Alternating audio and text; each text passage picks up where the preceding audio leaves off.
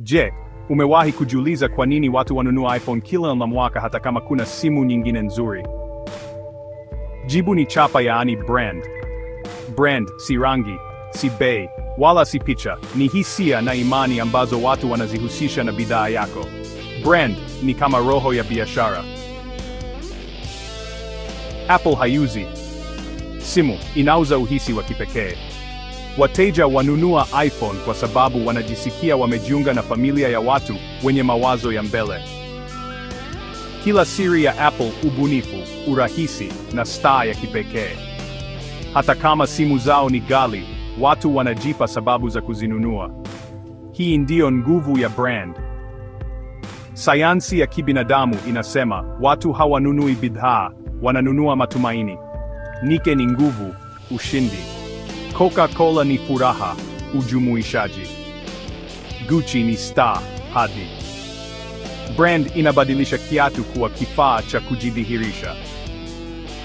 Unapouza bidhaa bila brand, unashindana kwa bei.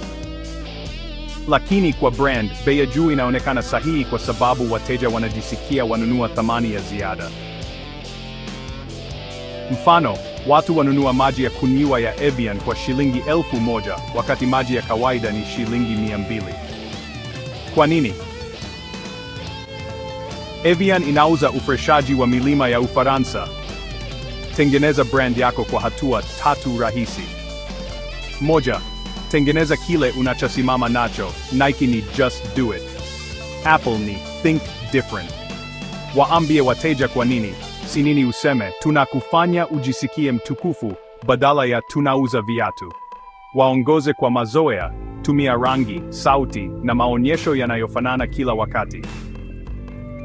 Brand ni kama ndoa, wateja wanahitaji uhakika na uthabiti.